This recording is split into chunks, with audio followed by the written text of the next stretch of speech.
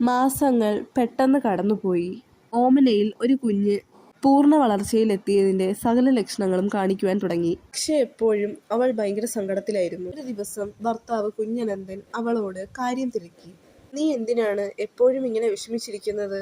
ഇപ്പോൾ അവൾ പറഞ്ഞു തമ്പുരാട്ടിക്ക് കുഞ്ഞില്ല എന്നുള്ള കാര്യം അവളെ വല്ലാതെ അലട്ടുന്നു എന്ന്. തനിക്കും ഇതേ വിഷമമുണ്ടെന്ന് കുഞ്ഞനന്ദനും പറഞ്ഞു. ഒടുവിൽ അവർ ഒരു തീരുമാനമെടുത്തു. തങ്ങൾക്കുണ്ടാവുന്ന കുഞ്ഞിനെ തമ്പുരാട്ടിക്കും തമ്പുരാനും കൊടുക്കാമെന്നവർ തീരുമാനിച്ചു. സാവിത്രി അന്തർജനവും കേശവൻ നമ്പൂതിരിയും അന്ന് നാടുവിട്ടു പോയത് തെങ്കാശിയിലെ ഒരു ഉൾനാടൻ ഗ്രാമത്തിലായിരുന്നു. പോയി 1 മാസം കഴിഞ്ഞപ്പോൾ തന്നെ സാവിത്രി ഗർഭിണിയാണെന്നും ഇനി 1 വർഷം കഴിഞ്ഞ് കുഞ്ഞുമായി മാത്രമേ അവർ നാട്ടിലേക്ക് മടങ്ങുകയുള്ളൂ എന്ന് ബന്ധുക്കൾക്കെല്ലാം കേശവൻ നമ്പൂതിരി ഒരു കത്തയച്ചു. മാസങ്ങൾ കടന്നു പോകവേ ഒരു ദിവസം ഓമന ഒരു പെൺകുഞ്ഞിന് ജന്മം നൽകി എന്നുള്ള വാർത്ത കത്തിലൂടെ കേശവൻ നമ്പൂതിരി അറിയിക്കുന്നു. ആ ക്രൂരകൃത്യം നടപ്പിലാക്കാൻ അവർ രണ്ടുപേരും ഒരു ദിവസം തിരഞ്ഞെടുക്കുന്നു.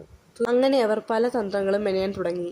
കുഞ്ഞ് ജനിച്ച സന്തോഷത്തിൽ കുഞ്ഞനന്ദൻ ഒരു സുന്ദരി പാവക്കുട്ടിയെ വാങ്ങി വന്നു. അന്ന് രാത്രി നമ്പൂതിരിയും അന്തർജനവും ആരും അറിയാതെ കോയിപ്പാട്ടില്ലത്തെത്തുന്നു. ഈ വീഡിയോ എല്ലാവരും ഒന്ന് സബ്സ്ക്രൈബ് ചെയ്ത് സപ്പോർട്ട് ചെയ്യണേ.